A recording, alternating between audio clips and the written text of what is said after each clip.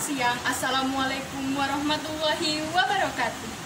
Perkenalkan, nama saya Alifa Nur Fatir dari Program Studi D3 Pajak 2018, kelas 514. Di sini, saya akan memberikan penyuluhan mengenai kemudahan pajak bagi pelaku UMKM yang ada di dalam PP nomor 23 tahun 2018.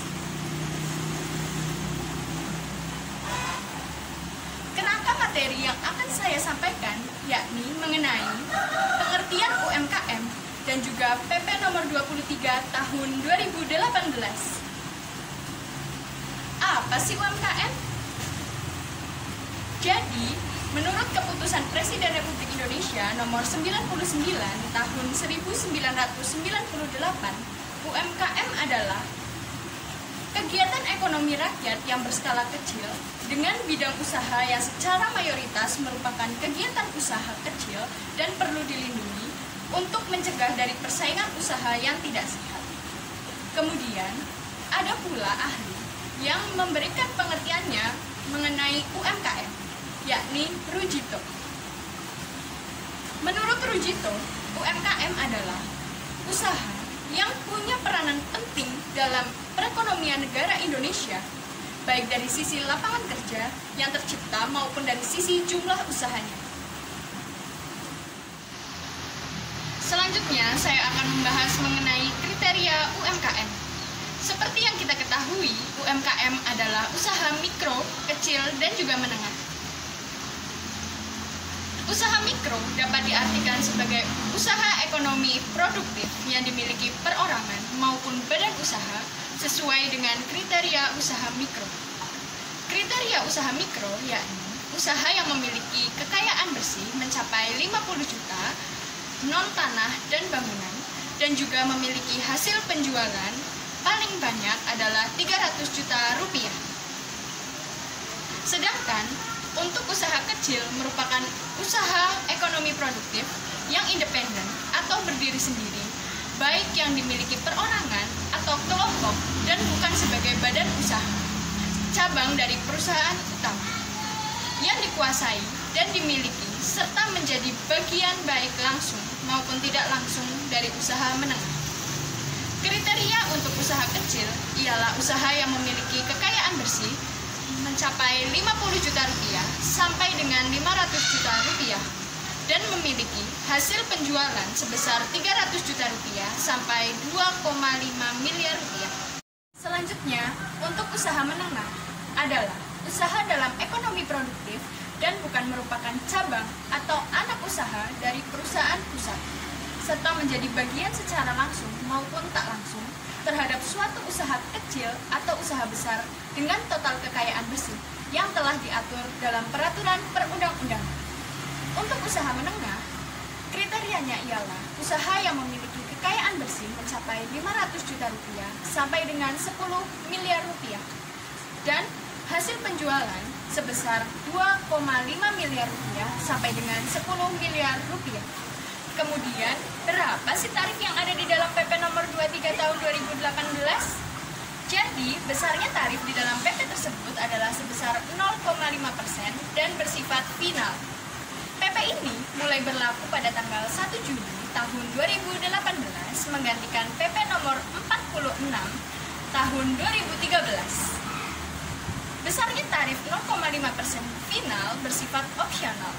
Artinya, wajib pajak dapat memilih untuk mengikuti tarif dengan skema final 0,5% atau menggunakan skema normal yang mengacu pada pasal 17 Undang-Undang Nomor 36 Tahun 2008 mengenai pajak penghasilan. Selanjutnya, saya akan membahas mengenai pihak-pihak mana saja sih yang berhak memanfaatkan PP tersebut, yaitu PP Nomor 23 Tahun 2018. Jadi, pihak-pihak yang bisa memanfaatkan PPh final tarif 0,5% ini ialah wajib pajak orang pribadi, dan yang kedua adalah wajib pajak badan baik berbentuk koperasi, CV, firma, atau PT yang menerima atau memperoleh penghasilan dengan peredaran bruto di bawah 4,8 miliar rupiah. Tidak seperti PP nomor 46 tahun 2013, di dalam PP ini wajib pajaknya memiliki jangka waktu pemanfaatan tarif tersebut. Untuk wajib pajak orang pribadi, yakni 7 tahun, untuk wajib pajak badan seperti CV, firma, dan juga koperasi memiliki jangka waktu 4 tahun, dan yang terakhir, untuk wajib pajak badan seperti PT memiliki jangka waktu pemanfaatan selama 3 tahun. Yang terakhir, saya akan membahas mengenai cara penghitungan yang ada di dalam PP nomor 23 tahun 2018. Cara menghitung PPh final dengan tarif 0,5% tersebut ialah dengan cara mengalihkan tarif final sebesar 0,5% dengan offset. Saya akan memberikan satu contoh untuk mempermudah kita dalam memahami cara penghitungan ini. Misalkan, Ibu Ani adalah seorang pedagang songket yang berjualan secara online di marketplace. Ia memiliki omset sebesar 180 juta rupiah. Kemudian, berapa sih PPh yang harus dibayar oleh Bu Ani? Jadi, kita bisa menghitungnya dengan cara tarif final 0,5% dikalikan dengan omset Ibu Ani sebesar 180 juta akan menghasilkan PPh sebesar Rp900.000. Pajak penghasilan ini harus disetor paling lambat tanggal 15 bulan berikutnya. Nah, sebelum saya mengakhiri penyuluhan ini, saya akan menyampaikan sekilas mengenai perkembangan UMKM di Indonesia. Sehingga kita semua akan mengetahui seberapa besar sih dampak adanya PP nomor 23 tahun 2018 sebagai bentuk kepedulian pemerintah terhadap UMKM. Oke, let's check it out.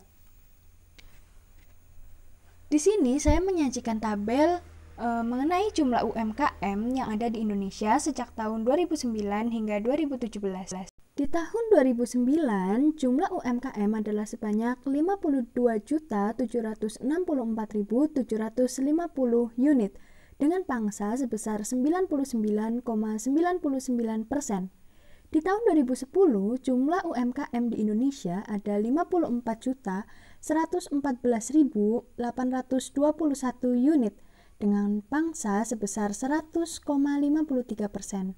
Di tahun 2011, jumlah UMKM di Indonesia ada 55.205.444 unit dengan pangsa sebesar 99,99%.